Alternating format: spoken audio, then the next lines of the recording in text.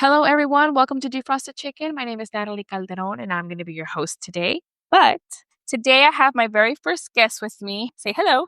Hi. For today's episode, Diane wants to talk about loss of identity. That's what we're going to start off with today. As we all know, as moms, it's really common to lose yourself. Diane is a married mother of two. She has two little boys. One is 2.5, and the other one is 4 months old. So they're very young. And I think it's really easy to lose yourself in motherhood, especially when your kids are very close in age because they require a lot of attention. So this is a great topic. This is something that she wanted to talk about today. Diane and I have known each other for quite some time now through mutual friends.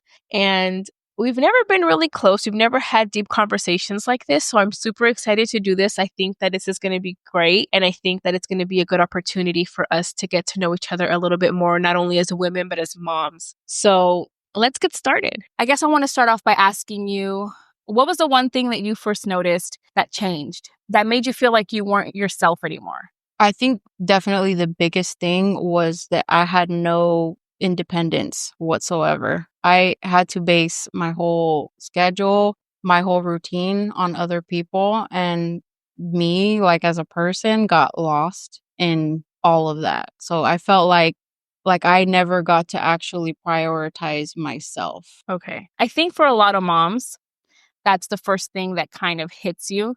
I remember feeling the same way. I used to be able to just get up and go to the store. Something so simple, like I'm going to go to the grocery store and buy this, or I'm going to go here. You're out the door in 2 seconds. With the baby, it's this whole ordeal. Production. You have to pack the diaper bag, do this. At that point, I don't even want to go anymore. Yeah. And it was that, and then all these other little things where you're just like, I can't do any of these things. I can't go out with my friends. I mean, you could, right? But you can't. Yeah, and I think even just as far as independence is concerned, I know that just in my life in general, I feel like I always lived for other people. When I got married, I was still living at home up until I got married. Uh-huh. And I got married a little bit later in life than a lot of people these days. So, How old were you? I was 30. Okay. So I got married at 30 years old. Me and my partner had been together for about 4.5 years when we got married. Okay. And, things were good between us, but obviously we never lived together. Mm-hmm. And a lot of people will tell you. So you guys didn't live together until you got married? Correct. So like the very traditional. Very traditional. Okay. That's how I was raised. Mm-hmm. My parents, they come from very traditional, upbringing. So I was raised that way. Okay. I was obviously I'm a woman and I'm a Latina. Mm-hmm. So I wasn't allowed to do a lot of things. You've mentioned Yes, that before. yes. We can't do nothing. And, I was taught that you live at home till you get married. Me and my sister, we took care of our dad. We cooked for him. We cleaned. We did laundry for him. And so that's kind of just the way that we were. He's a man of the house. Exactly. And you cater to the man of the house. Exactly. And then you're free to leave when you find a man, get married. That's Right. that whole deal. Mm-hmm. So up until then, I felt like I was kind of just living for my parents. Yeah. And then I get married, and now all of a sudden I'm living for my husband Mm-hmm. because my husband was raised the same way, Mm-hmm. but obviously from the opposite perspective. So Right. he's used to people catering to him, always having food cooked for him. And myself, I'm obviously going through kind of a different generational experience than maybe my mom was. I work a full-time 8 to 5 job, so that's like the whole day gone. Yeah. And then I have to come home and I have to cook and clean. And my husband, he does things here and there, but he doesn't cook. Mm-hmm. So now my whole, life is revolving around him. Like I have to make sure that he's taken care of. Mm-hmm. And when we had kids, it just kind of like added to that extra responsibility. Okay, my life now is about my kids and about my husband. And so sometimes I kind of feel like I never really got to live my life just for me, but I was never encouraged to go experience life in the way that a lot of people are encouraged to do so. I wasn't encouraged to go travel, to go live on my own. So when I got married, living on my own wasn't only just me learning to live with a man, but also just living on my own in general. So it was just like a complete change for me. It was a drastic life change. How do you normally deal with change? I'm a creature of habit. I love the status quo. I love when things are In order? in order. I like having a normal routine. It makes me feel content inside. And so Same. when things go wrong, I lose my shit. Girl, same. I am very, very like, I need to know what's going on. Yeah. This is going to happen. When things are not, like you say, when things are not in order, I don't know what to do. And my husband is the complete opposite. Like, it doesn't matter. Like, everything could be falling apart around him. And he's just like, whatever, it's fine. Meanwhile, I'm over here struggling. Yes. Like having heart palpitations. Yeah. Basically. Yes. So change for you in general is not something that you deal well with. And now you have a lot of things that changed in what was it, 3 years, 4 years time frame, maybe? Oh, yeah. Because from getting married to moving in to having your first kid, that was 2 years. That was within the course of 2 years. Yeah. So you're learning to live not only on your own outside of mom and dad's house, but now with someone else, which is one of the hardest things Yeah. that can ever fucking happen. Mhm. Because not only are you learning to live with another person, but this person was raised completely different than you were. Well, maybe, right? Yeah. In the aspects you said, you guys were kind of raised traditionally, but he's a man Yeah. and you're a woman. So his experience was completely different from yours. And is he the only son? Yes. Okay, so you add that too. He's the only son in a Hispanic household, like I mentioned before. So he got all the king treatment and everything. He still does. Yeah, Too. I'm sure he does. And he will forever. Forever. Forever. And then there's you, which you're on the other side of it. So, I mean, that alone, I think, is very difficult. Yeah. Were your friends a big part of who you were in like your daily life? Definitely. So I've always had a lot of friends. I like to say a girl's girl because all my closest friends are girls. Mhm. But I have a lot of guy friends too. Because you're into sports. I love sport. Right. I recently started getting into fantasy basketball, so that's something that I've been having a lot of fun with because another thing, I'm trying to find like hobbies like to, give myself when I do have any type of time. So, I've always enjoyed being with my friends. Like on the weekends, me and my friends would go, hang out, whatever the case was. I used to have a really close friend that we would always go work out together. And that was something that we really enjoyed doing together. And, we prioritized fitness and taking care of ourselves. I was all about my friends. Like it was like I was the friend that was always single. So like I was all about my friends. I would always want to do stuff with my friends. My friends were the people obviously that I would be with in my free time. And then I got into a relationship. I got married and then I had kids and like a lot of my friends had kids at the same time. So that time with your friends slowly kind of just stops being a priority. Right. It's not an intentional thing. Everybody has different schedules. Everybody's home life is structured a little bit differently, but you realize it when you're kind of starting to just be at home a lot and you're just like, well, what are my friends up to? And, we all know how hard it is to get back to text messages and return phone calls. Sometimes you're playing phone tag. Sometimes you're going back and forth, hey, like I can't hang out this weekend or can we try to do it this weekend? Let's circle back and figure out when we can get together. Or you come up with the date and then somebody's kids get sick. Yes. Or something happens. No babysitter. Or no babysitter. Yeah. It's a big deal. And I think that when you become a mom, you really need your support system. We're not in our mid-20s. We're all married. We all have kids now. And it's like our own problems. I can't call you in the middle of the night and cry to you about this boy that broke my heart anymore. Like, I know that you're asleep because you got to go to work tomorrow. You might even be up with your sick kid or whatever the case is.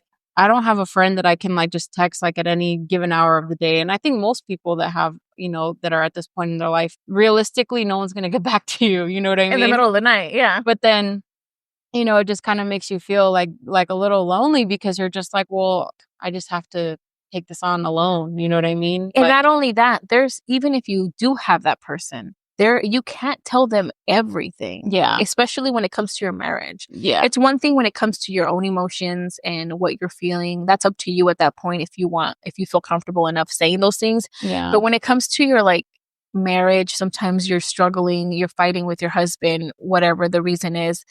You're like, I can't, even my sister, like, I'm not going to call my sister and tell her this. This is too personal. This is an invasion of his privacy also. Exactly. Right? So it's like, let me just sit with this shit until I have a therapy appointment, Yeah, next week or really whatever the tough. case is. It is very difficult. And I think that that's where like the whole thing for me about I don't have a best friend anymore. It hits me hard. And all that And changed once you had kids or once you got married. I or think both. that when you get married, it does change in a way because you find that your husband kind of has to be your best friend. Yes. Or, for all the men listening, your spouse or whoever you're married to, Yeah. has to be your best friend. So a lot of times your friendships kind of do have to take a back seat to Yes. that. But, at the end of the day, like, who are you going to talk to when your other half is driving you up the wall? Like, Yeah. I'm not saying you go run to your friends and talk all this shit about your Yeah, or partner. give all the intimate details. That's not the point. Yeah. It's sometimes you're just frustrated. Yeah. And you need to feel validated in something that's happening. And, there's a lot of things that men don't understand. It's just the way their brain works. Yeah. Their brains work totally different than ours. And so you need to talk to a friend, a woman, talk it out. And sometimes you just talk it out and then you go home and you're like, okay, I'm not mad anymore. Yeah, and sometimes I'm not always right. Like I want to believe I'm right all the time. Right, of course. Sometimes it helps to talk to a friend so that somebody that really has your best interest at heart can bring you back down to earth because I wear my heart on my sleeve. Mm-hmm. I'm an emotional person. I'm very in touch with my emotions and sometimes I might just be a little sensitive. Yeah. And sometimes I've had to have friends tell me bring it down a notch. Yeah, it's gonna be fine. And not only that, you need to have friends that are willing to do that. Yeah. You can't just have friends around that are just going to agree with you because that's not growth. Exactly. Right? The whole point of having friends that are going to tell you that know you, right? Are going to tell you like, hey, you're doing too much right now. Yeah. You need to stop and you need to take a deep breath or whatever the case is and maybe look at it from his perspective or I think this time he's right and you're wrong. And that's happened to me. I've had my friends tell me, and I have a sister also who's my best friend, and I talk to her about a lot of stuff and she'll tell me like, girl, shut the fuck up. Like you're doing too much. Yeah. So I'm like, okay, you're right. And then I'll go and I'll apologize to my husband because I am not above apologizing. Me either. Like if I'm wrong, I'm wrong. Sometimes it takes me a minute to realize that I'm wrong, but if I'm wrong, I'm wrong. Yeah, I think when you are very passionate, it's hard to not get kind of caught up in the heat of the moment and how you feel at that exact time. Sometimes you just have to, I guess, take a little time just to really think, okay, what's really happening here? What's really bothering me in this situation? Why am I reacting this way? Because sometimes it might not even be what you think it is. Sometimes it's deeper. Sometimes it's really not that serious. You really need sometimes another person to hear you out and just kind of help you break it down. Yeah. And that I feel like that also falls into loss of identity. I feel like a lot of arguments with your spouse. Well, I mean, there's so many reasons why you would argue with your with your partner, right? Yeah. There's a ton. But I feel like a lot of them are the base problem of them are your loss of identity because all these little things trickle down and they affect your mood. Mm-hmm. And the slightest little thing, you might be like, damn, and then it turns into something bigger. And I do feel like men go through this as well. It's just not talked about as much. Yeah. And, obviously men in general, most men in general, they don't really talk a lot about their feelings. There is a loss of identity, not just for moms, but for dads. But I feel like for moms, it's obviously different because we carry the child. The child is more attached to us. It's like mommy, mommy, mommy, especially if you're breastfeeding, right? Oh, yeah. If you're breastfeeding, it's like the baby's just with you. The baby wants you. The baby literally needs you. Exactly. The baby literally needs you. So it's a little hard to just get out of that funk that you get in when you're just literally feel like you're just sitting there and you're just like, okay, who's next? Like next in line? Like, Yeah. okay, now it's the baby. then it's my other daughter, then my teenage son who's trying to ask for permission to go somewhere where he knows damn well he's not allowed to go, and then I got to do that again, and then my husband needs something, Yeah. and then it's just like constantly. You're being pulled in so many different And then directions. when is it your turn? Yeah. Oh yeah, that is a big one. And I'll tell you what the main difference is with how men and how women experience that loss of identity. And it's 2 words: mom guilt. Yeah. So men, from my experience, I don't want to speak for all men, Right. because there's some men out there that they obviously they handle being a dad in a different way, Correct. emotionally, and they handle their partner being a mom emotionally in a different way. Correct. One thing in my own experience I've noticed is that my husband does not have dad guilt. Mhm. So for him, if he wants to go do something with his friends or for himself, whatever that may be, have his own me time, which he is 100% entitled to. For him, he doesn't feel bad about doing it at all. Like, for him, he's like, oh, this is a priority. I'm going to go do this now. And, you're going to, take care of the kids or the house or whatever the case is in that particular moment. But us as women, when we think about, oh, like, I want to go hang out with my friends, the whole time you're there, you're probably thinking about, is everything okay at home? You're probably texting your husband the whole time. Like, how's everything going? It's really hard to do anything for yourself without feeling bad about it. Yeah. And I don't know, like, what it is about us. Maybe it's because I think just women in general, we're typically more emotional. We think about things that way a little bit more. But men, they're very, cut and dry, logical. Their brains work very differently than ours. So that's not their first thought when they go do anything. Yeah. And for us, it's like, I'm kind of jealous, honestly. Yeah. I wish that I could even go, like, take a shower without feeling bad. Like, oh, like, he's probably like, wishing that I was here helping him instead of taking a shower, or he's probably like struggling. Not that my husband needs my help to take care of the kids, but I feel bad. Like, oh, I just left him all alone with the kids, because sometimes that can be a lot, especially when you go from that 1 to 2 transition. Like, that is a big deal. We're in like the very early stages of going through that transition, and it's been rough. How old is your oldest? So my oldest is 2.5. And we just had our second child. So we're dealing with a toddler and a baby at this point. That's rough. So it is hard. And I can't say I know what that's like, because I have big age gaps. But you know what it's like to have a toddler and a baby. And putting them together, I can only imagine that it's very tough. Yeah. Like, especially when they're both crying. Oh my God. It's like I don't know, my brain in that moment, I'm like, okay, just tune it out, just try to not think about it. But you can't not think about, like, screaming, like, in your ears, like, literally both of your children are screaming at the top of their lungs, and it's like, oh my gosh, which one do I take care of first? Because obviously your toddler's at an age where they're understanding where the attention's going a lot more. Your baby's not going to notice, but they're a baby, so you feel a little more inclined to take care of them first. But it is like a big balance. 2.5 is still very little. Very little. And when I tell you, like, if I had to honestly say which is harder, a baby or a toddler, I'm going to say a toddler. Yeah. It's hard. Because they can move. They can move and they can talk back. They be hitting you. They touch everything. They put everything in their mouths. And especially, like, when you tell them not to do something, they do it and look you straight in the eye. Yeah. They test you. They do. They want to know how far they can get before you lose your shit, basically. Yeah. I mean, it is what it is. And it's tough. I personally, purposely, and this is just me, I'm not saying anything, or, I know that I can't handle that. I know, which is why I didn't want to do that. Especially after having my first baby. I had a hard time. Like, I talked about it before in episode 1. I dealt with postpartum depression and postpartum anxiety.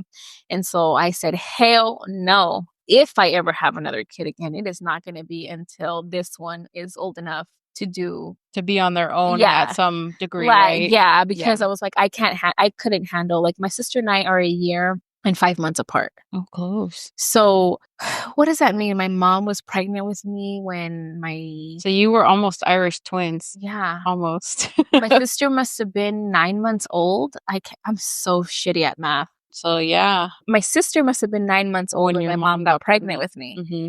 I cannot imagine. Right now, my baby is 8 months.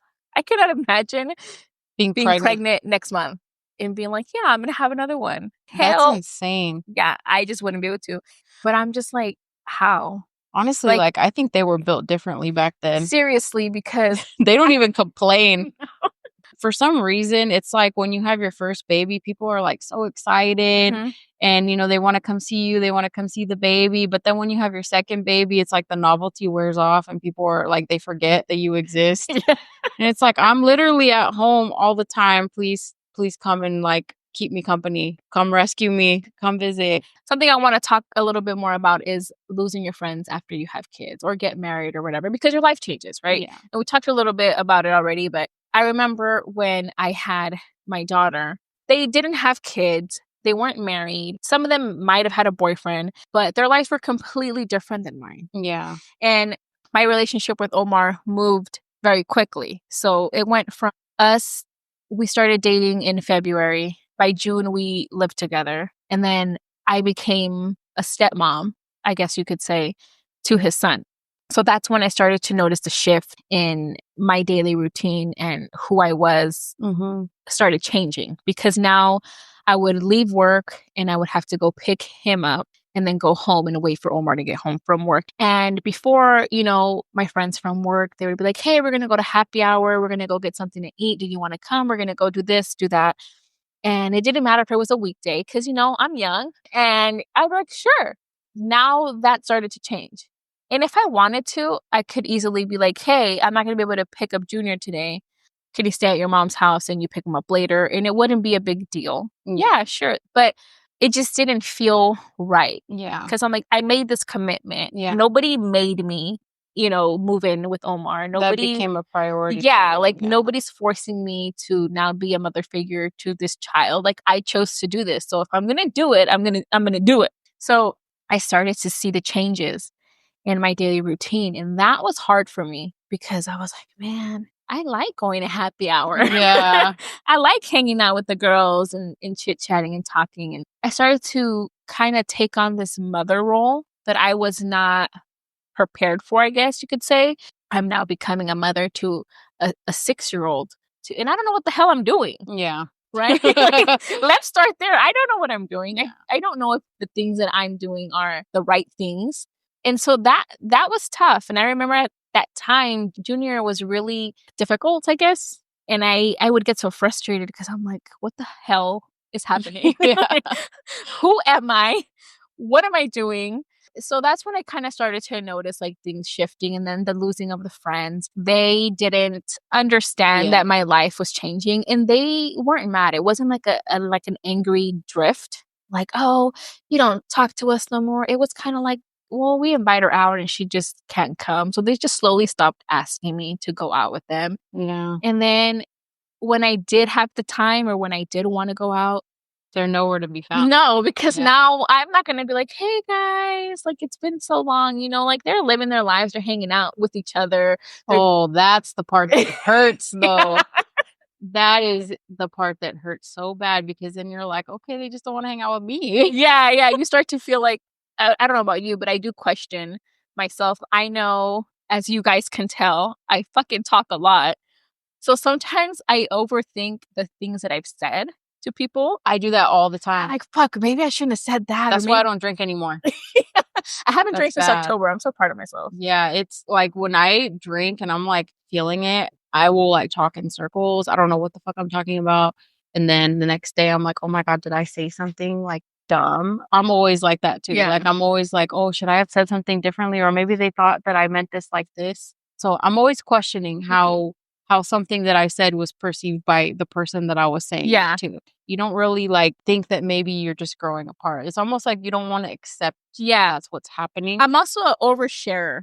Same. I feel like sometimes get like what is that thing? Word vomit. It's not like secondhand embarrassment because it's firsthand here.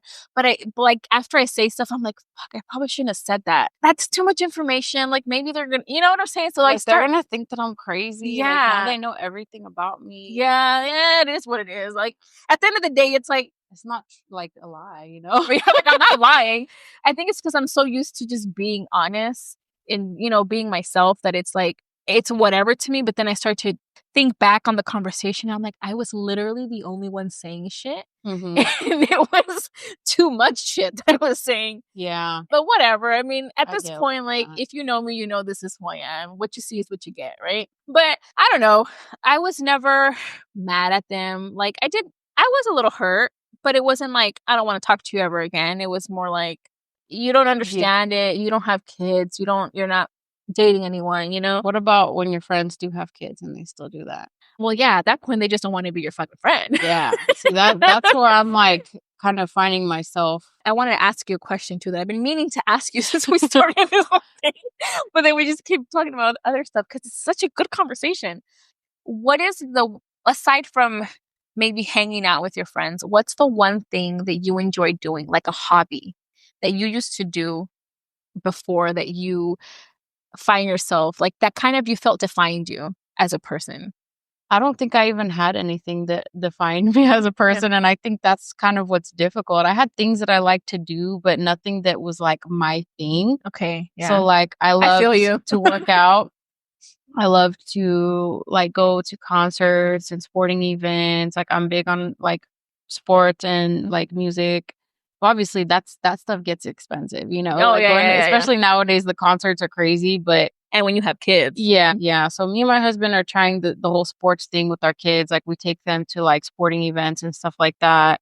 And that's been really cool because my son does great at the sports events. Like he does really good. He actually behaves, which is like a miracle for a 2-year-old to sit still. That is. Like we went on this trip and we went to a couple of basketball games, like, you know, in different states. And these were places that are not kid friendly. New York City, you cannot take a toddler there because your kid can't just like roam around free there. You can't just let him be.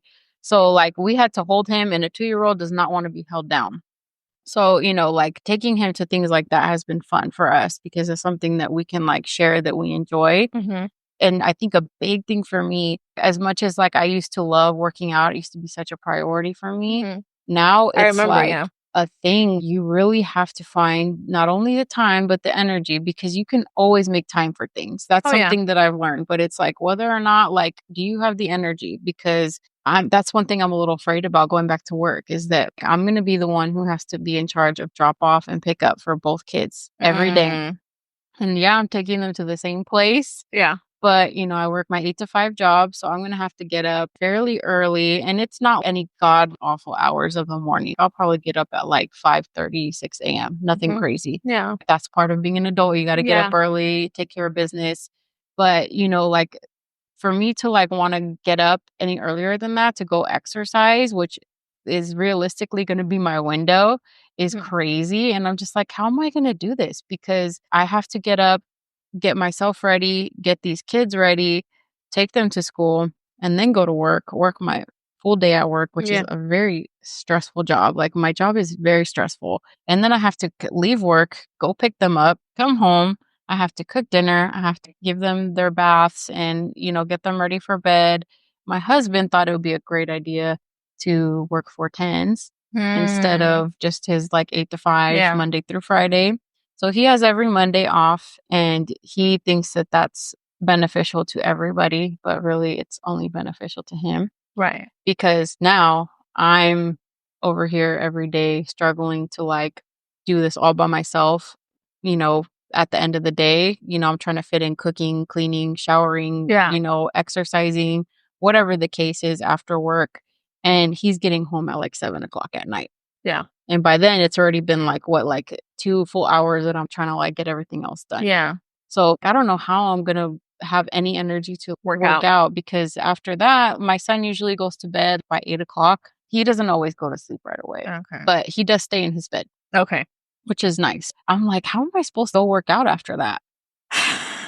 Like, it's tough. You really have to either just stay up super late or get up super early. And I'm Mhm. just like, realistically, I don't have that kind of energy. I don't know how I did it when my son was really little because I would get up at 4:30 in the morning and I would go exercise at 5 a.m. Yeah. and then I'd come home and But then I'd now have there's to like another baby. exactly. So now I got to do You all gotta that. change. Yeah, it's tough.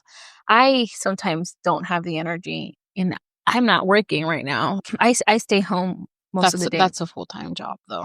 It is a full-time job. I sometimes I wish I would go to work because it's a lot of work to be home with the baby all day. It's just you. It's Mhm. just you and the baby and every little thing that the baby needs all day long. Then I have to go pick up my daughter. I don't take my daughter to school. My Mhm. husband does, but I pick her up. Mhm. So I got to go pick her up. And then we got to come home and do the whole homework and feeding and this and then the baby. It is a lot of work. Mhm. And sometimes I'm like, man, if I were to go back to work, I could get a little break from the whole baby thing 24/7, but also It only feels like a break at first because I yeah. feel like when I go back to work, it is going to feel like a little bit of a break because I've gotten to a point recently where I'm like, I am so stressed out that I almost can't wait to go back to work. Yeah. And I hate Yeah. my job. It's terrible. It's so stressful. And I'm just like, I kind of want to go back to work because then I have something that's just mine. You know Yeah. what I mean? Yeah. And I don't have to base my whole day off of other people. But at the same time, like, it wears off once you're, like, back at work for a little bit Mhm. because then it's like, "Man, like, now I gotta rush Yeah. home and, like, try to fit everything into this Our 3-hour window. window," Yeah. and it's crazy because that whole 3-hour window is not just for you, it's for Everyone. everybody. Yep. It's Yeah. terrible, and then my husband gets to come home and be like, "I'm gonna go poop." For reals, man. They're always in the bathroom. Now that I know I'm done having kids, Mhm. this is the last time I'm going through this stage is So you say. oh, I'm done. No, I'm for sure done. I cannot afford another child. I don't have the patience for another Right, right. child. But I feel like now the way that I'm trying to look at it, I'm trying to be as positive as possible. This is my time to like actually live my life for me Mhm. and to I guess just be the person that I want to be. I want to surround myself with the people that are my people Yes. like we've talked about. And part of that means that you have to be vulnerable. You have to, and I usually don't have a problem being vulnerable, but you have to be willing to like start over almost. And that's hard. And you have to learn to let go. And that's the hardest part. You have to learn how to let go and not even associate it with anything bad because like you said a lot of times it's not like people have bad intentions, it's just kind of part of life. Mhm. And that's what I'm trying to remind myself and just keep that in perspective. You know, my life has changed a lot, and I know that theirs have as well. So I need to just kind of like keep moving and just, keep around the people that are really making an effort to stick around. And, Yeah. I'm gonna live my life for me now. That doesn't mean I'm gonna live it any less for my kids and my friends and my And there's family. nothing wrong with that. I think sorry, I didn't mean to No, cut it's you off. okay. No, you're right. I feel like I think that there's a stigma on there's a women stigma. that live their life for them because people assume that if you're not like revolving your whole world and life around your kids or your husband, that you're being selfish or that you're a bad mom or you're a bad wife.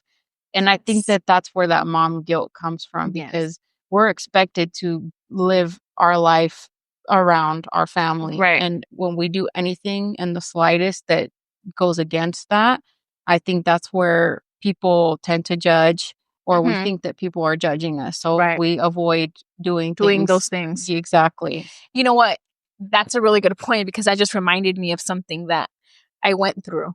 And after I had my daughter and after I, was able to get myself out of that dark, ugly place that I was in with the postpartum depression and anxiety, I made it a point to do things for myself. I realized that I needed friend time. I wanted to go have lunch with my friends. I wanted to go have a drink here and there. My husband is completely fine with me doing those things. And I know that not every marriage is like that. And, whatever, to each their own. But I do have I guess, the opportunity or whatever to do those things without it being an issue. Hmm. So I made a point to do those things. I would go out with my friends. My husband would watch the kids and I would come home. And I did feel kind of bad because I was like, why am I hanging out with my friends all the time? Yeah. You know, like, it's not okay. I'm a mom. And don't get me wrong, I take care of my kids. But hey, you want to go have a drink on Friday? Okay, sure. Hey, you want to go? Okay, yeah, I'm going to go have dinner with my friend. Okay, yeah, I'll stay here, watch the kids. It's fine, whatever. One thing that I noticed, and maybe it was me, but I started noticing that we would have meetups. Most people would take their kids except me. Oh, And I'm like, oh, was this like a kid? Was this a kid thing? yeah. Because I don't want to be here. And I'm just kidding. No, really though. Because I was like, oh, is this supposed to be a kid thing? I didn't realize, like, you know, like, I thought it was just like You should definitely talk about that before, because a lot of times when like me and my friends are planning stuff, we always ask, okay, so are we bringing kids or no kids? Yeah. Then I need to figure out what I'm going to do. Yeah. Otherwise. So I'm like, oh, okay. And I'm not going to lie, there were times where I was like, I didn't bring my kids for a reason. We didn't discuss that we were bringing kids. I don't want to deal with your kids. I know that sounds bad. It's not. I know what you're getting at, because I feel like a lot of what we've been talking about is like having time with your friends. Yeah. Because it, you know, you need that time to like kind of just be you without like being a mom. Yeah. And also sometimes you need someone to really like vent to. Yeah. And it's not even like I'm talking shit about my husband or my kids or whatever, but like Just in general. realistically, like Yeah. let me just be me without all of that Yeah. as well. Because when people also, you hanging out with your friends, they bring their kids around. Kids are constantly interrupting. Constantly it's hard to interrupting. talk about anything. And you can't really, like, I use profanity, but also I need to do a better job at not using profanity around children. I do forget sometimes. And it's harder because I'm like, I wasn't prepared for this. Like, I didn't expect this child to be here. That's why I didn't bring my kids. And so I also felt, and it could have been me, I also felt a little bit of judgment. Oh, where are your kids? I'm like, not here. Yeah. Like, not here. I need a break from them. I always felt like, oh, you don't have your kids? Oh, you don't want to. Like, you don't want to spend time with them? Like, I you spend need time a break? with them all the time. Yeah. I've even have heard like, oh, well, I love having my kids with me all the time. That's good for you. I'm like, okay. And so like, it almost felt like judgment because I'm Yeah. like, okay, like, what the hell does that have to do with me? Why are you telling me that after I said I didn't want to have my, you know what I'm saying? Like, there's a reason why you said that. Yeah. And so I'm just like, okay. And I would take it more personal before. And now I'm just like, I don't give a shit. Yeah. Like, I don't either about stuff like that. it's just like, judge me if you want to judge me. I need time away from my kids. I love them, but what's best for your own mental health. Yeah. And sometimes that is a thing, and that's why kids have more than one parent typically. I mean, Yeah. that's why you have a support system, exactly. because you need a break. And I know a lot of moms who don't get that because their husbands don't support that. Yeah. And That's unfortunate. I'm nobody to sit here and tell you what I'm doing is right and what you're doing is wrong and vice versa, right? Everyone's life is different. Yeah. And you are okay with whatever you're okay with. I wish that more dads would understand that your wife needs a life outside of being a wife and a mother. Mm-hmm. It's important for your mental health, like we said. And I think it'll really be beneficial to your marriage just in general. Yeah. Because most of these men who are not supportive of their wife having a life outside of, the home, besides work, probably have their own little life, their friends that they can hang out with, or it sucks. And sometimes I'll have friends or people that I know that tell me, and for one, I can't relate, right? And for two, it pisses me off. Yeah. It pisses me off because I just want to be like, oh, I want to shake your husband. And because you could see the struggle. I don't think that men understand that, like, your wife is literally going to treat you better if she can just have a little bit of decompressing time. Because you start to get into this rhythm where you feel like this is my life. This is all I do. Yeah. And it's like a my only purpose exactly is to be a mom and a wife. And that's really where you lose your sense of self, because you're not doing anything for you anymore. Yes, taking care of your kids is very important. Yes, doing things for your family is important, but that's not what life is all about. That's not what you are all about. And I think that women there's just like this expectation that that's what it is, but it shouldn't be that way. Yeah. Because especially now, like women are doing sometimes more than what men are doing nowadays. Yeah. Yeah. You know, just as much, sometimes more. It really, like, everyone's situation is different, but it doesn't mean that there's no value in what a woman brings to the table. I think that every woman deserves to be happy. I think that every child deserves a happy mom. Yes. Because every time, happy wife, happy life. exactly. Every time that I've gone and done something for myself, I can tell you with 100% certainty that I felt way better. I felt like I had way more energy, way more patience for my kids. Happier. It's just, it helps. It really does. There's this movie. I don't know if you are familiar with it or if you've seen it. It's on Netflix. It's called Look Both Ways.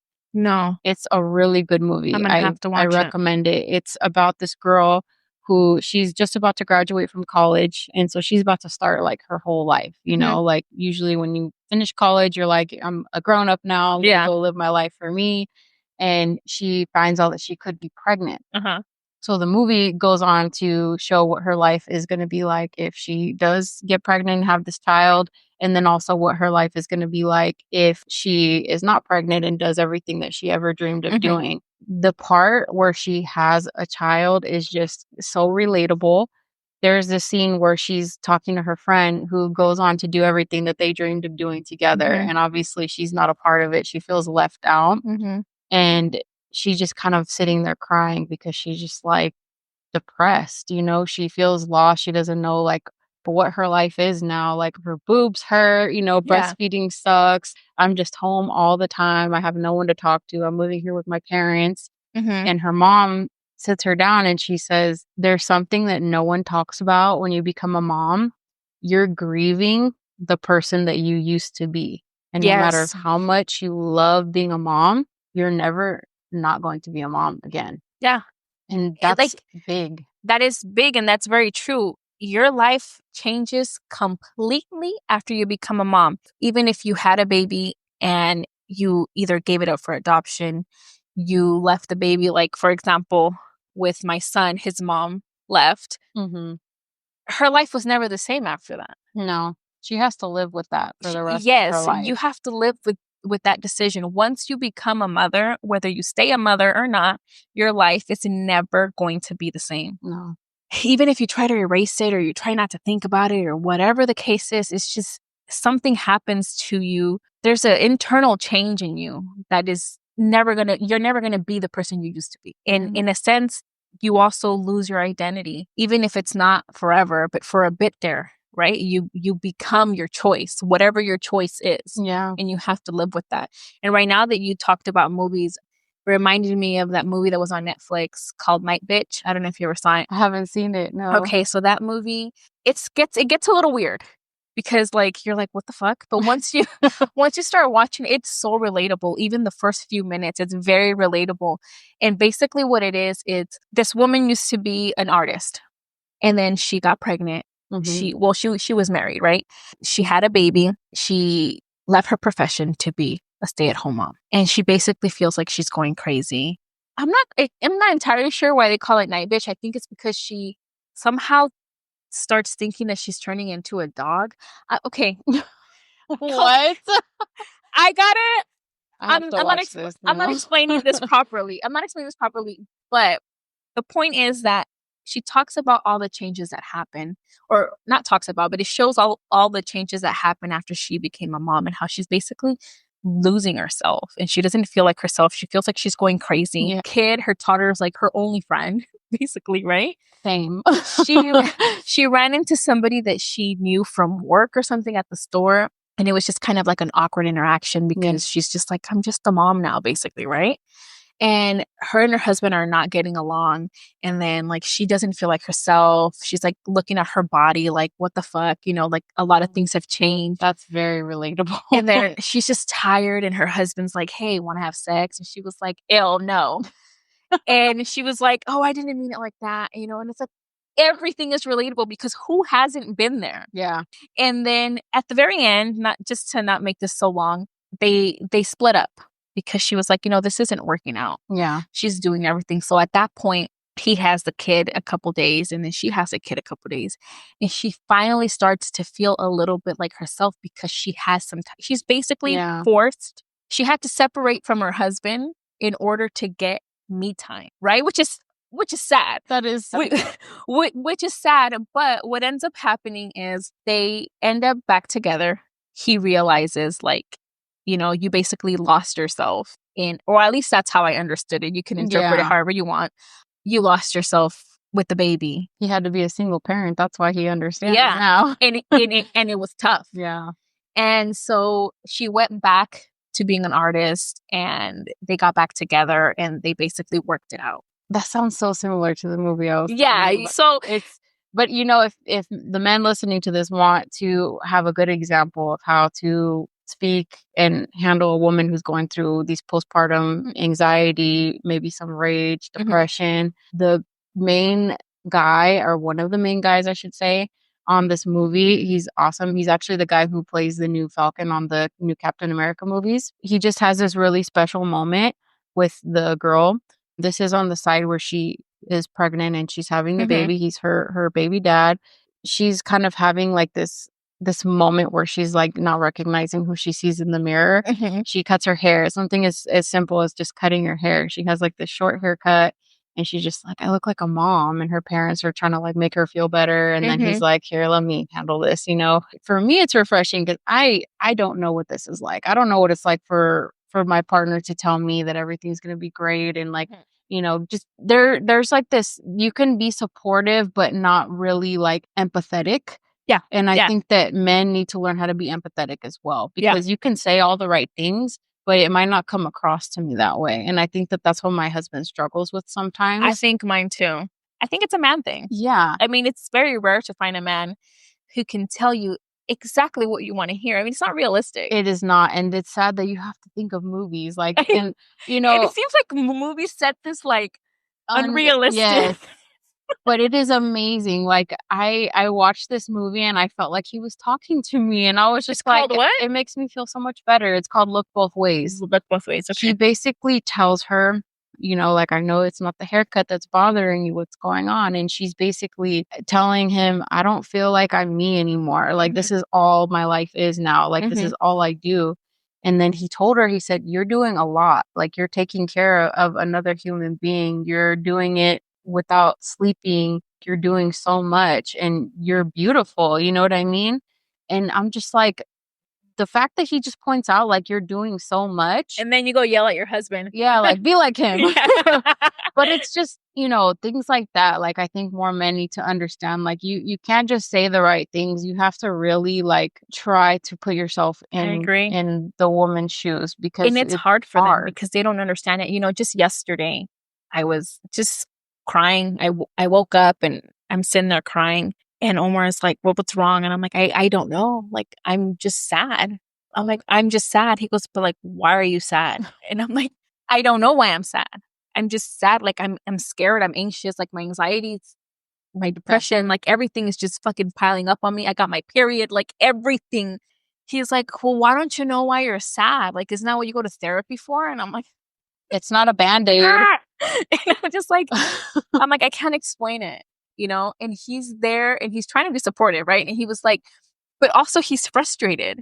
So he was like, you just got to stop thinking about these things. And about, like, he's telling me like very assertively, like, and I'm just like, but why are you yelling like that? He goes, I'm not yelling. I'm just telling you like what you got to do so you can like feel better. See, that's the problem with men, is that they try to give us too many solutions. Yeah. Is sometimes when I'm telling you how I feel, I'm not asking you to fix it. I'm not asking just you hug to me. Just make me feel better. Yeah. And it's, I don't know, like tell me I'm beautiful even if I look like a fucking hot mess. Exactly. And it's one of those things where it's, you know, I don't know what's wrong. Yeah. Like I just don't feel like there's a million things that could be wrong. And then you're sitting here telling me like, okay, well, what do you want me to do to make you feel better? And it's like, I want you to just know. And it sounds so stupid, but it's like, you know me. You're my husband or you're my boyfriend or whatever the case is. Like, I just need you to like, no, I'm not okay. Exactly. No, I'm not okay. And make me feel heard and seen and validated. I don't need you to fix the problem. I need you to just like write it out with me. Right. Right. I 100% agree with you. I've noticed that just letting him know that I'm not okay already makes me feel better, just because I need him to know I can't do this right now. Mm-hmm. You need to step Yeah. in whatever way, whether it's with the kids. Like, I cannot take care of the baby right now. Right now, my mind is going like a million miles a minute. I'm not okay. And the minute I let him know I'm not okay, I start to kind of calm down, because I think part of what makes it worse is that you're not okay and you're trying to hide it. Yeah. And that's the one mistake I made the first time around, that I said, I will not do this again. I don't care how it makes me look. I don't care if my husband gets annoyed with me because he's like, this girl is never okay. Yeah. I don't care. I don't care, because I need you to know that I'm not okay if I'm not okay. My thing that I tell my husband is I'm having a dark day. No, that's good. I'm having a dark day. I mean, that's not good, but I mean, but you know, just to like be transparent, like about like what's going on. Like, it's not anyone's fault. I mean, I'm not feeling my best today. mhm. That's pretty much what it is. And I mean, we're not perfect people. We have emotions. We're women. Like, we're a little bit more in tune with our emotions than men are. So sometimes I'm gonna have feelings that you don't understand, but I still want you to make me feel like they're important. Yeah. And I think that's like the best thing that you can do. Even if you're like another woman and you know somebody that has postpartum depression or anxiety, all you have to do is listen and validate. Yeah. That's all, because we're all different people. We all have different things that bother us or that Mhm. don't bother us, or we would handle things maybe in a different way. But I think as long as we make each other feel important, Mhm. and we make each other's feelings heard, then I think that that's a good way to, I guess, be a friend to somebody, is just to actually listen Mhm. and make them feel like they're not going crazy. Because I think that's a lot of postpartum depression, anxiety. You just feel like you're going crazy. Yeah, and that nobody understands, and it's just Yeah. you. At least that's how I felt. I think it's very important that you're doing this podcast, because I think that in this society, I think that it's almost taboo to talk about things like that. And I know for sure, like in maybe like our parents' time, like they Yeah. for sure don't talk about stuff like that. Yeah. We're very fortunate that we live in this time where social media is so prevalent Mhm. that people are openly talking about these things, and it's encouraging other people to talk about it, and like they're not going crazy, they're not alone. Mhm. And even then, sometimes people like they don't know anyone that's going through it, so Mhm. maybe they still don't feel comfortable like openly discussing it.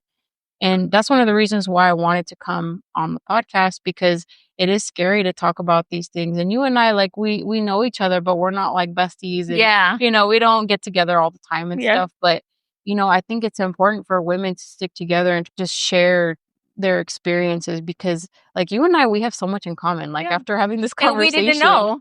Yeah. yeah. And, you know, you just feel a little bit more, I guess, comfortable in your own emotions, knowing that you're not the only person who feels these things. Yeah. Yeah. And it's good. Like, one of the things that my mom recently said to me, because usually when I like vent to my mom about, you know, mom stuff, Yeah. she's like, well, now you know what I went through. Yeah. Yeah. She said something so real to me. And like, it was my favorite thing that she said to me when I've like vented to her about mom stuff. She said, hi, mija. She said, my favorite part of the day was when you two were both sleeping. And I was like, yeah, because that's like when you can finally just breathe, like exhale, and just be living in the moment for you and not having to worry about doing anything for anybody else. Yeah. Just to wrap it up, I just want to say that I've made it a point to be very vocal about my struggles, even though it's hard. Before the podcast, in just like my daily life, I was kind of ashamed in the beginning, like everything that I was feeling and going through. But I remembered that when I was going through all of this, that one of my husband's cousins, I remember she brought it up, not to me. She was like talking about it to somebody at a family gathering, that she went through it.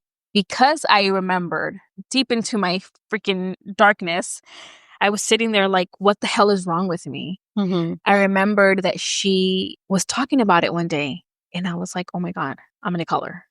And mind you, like, we got along. She was cool, but we weren't like, hey, let me call you and tell you I had postpartum depression. Cool. You know what I'm saying? Yeah. But like, at that point, I was desperate. Mm-hmm. I hit her up, come over. I went over to her house. We sat there outside and we talked. And she told me what she went through. She told me the intrusive thoughts she was having. She told me everything. She was like completely honest with me. And at that moment, I remember I felt like I am not alone. I am not crazy. I am not losing my shit. This is something like she seems okay now. Yeah. So like there's light at the end of the tunnel, right?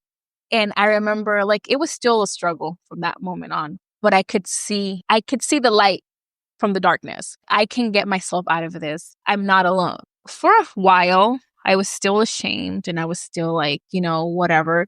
And then as time went on, I made it a point to make sure that I talked about it if it ever came up. I'm not just walking around saying, "Hey guys, I have postpartum depression," But if it comes up, I'm like, yeah.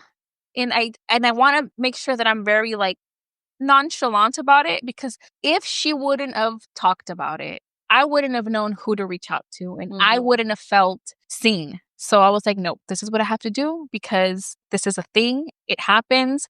And if I can help somebody feel better, then I'm going to do that because that was done for me. Yeah. And I wanted to kind of end with that. With that being said, I hope that you guys enjoyed this episode of Defrost the Chicken with my very first guest. I hope to have more guests on here to talk with, to share stories with. That way it gives everyone a different perspective. Everyone's life is different and, we can all learn from each other. Now, per usual, I'm going to end this episode with a quote.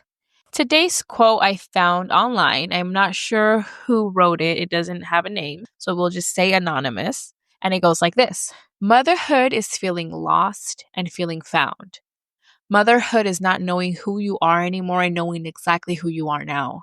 Motherhood is mourning your past self and celebrating your new self. Motherhood is this complicated dance with your identity and a building of a new. All right, guys, until next time, happy parenting. Bye.